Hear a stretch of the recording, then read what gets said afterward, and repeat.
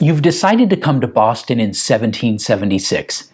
Great. Now you'll have to find a place to stay. There aren't any motels or hotels like you might be used to. Instead, you'll probably have to rent a room in a tavern. But be careful if you have a fear of strangers, for not only will you have to split a room with them, you might even share the same bed.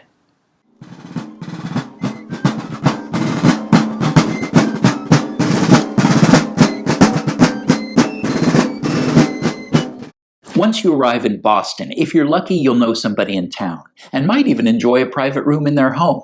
But if not, you're going to have to stay for a night or two in a place like Cromwell's Head or the Lamb Tavern. You'll pay just a few shillings a night for the privilege, which may include a communal breakfast and a dinner with others at the establishment. After a hearty feast and multiple rounds of drinking, you'll head upstairs to one of the rooms. But you won't be alone. Instead, there may be a dozen or more people in the room, and you'll have to share your bed with 3 or 4 strangers. So be polite and don't hog the blankets. Also, don't mind the sound of drinking and bellowing you'll hear through the walls. It's all part of the experience. Some of the patrons may even wander into your room after a night of boozing and might just wake you up when they fall into bed. Earplugs would be handy to block out the sound, but they haven't been invented yet.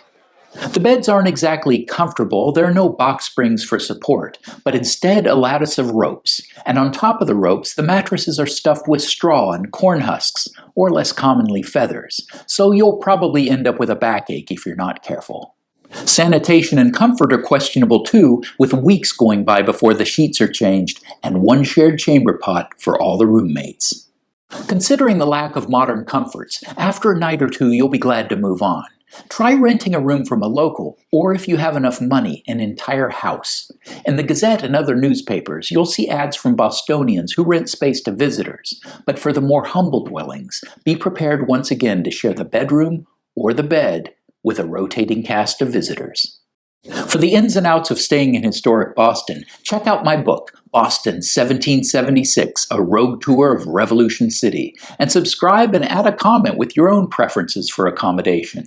Stay safe and have a good trip, because it's an excellent way to get a sense of the historic character of Boston and to discover there's no other place like it then or now.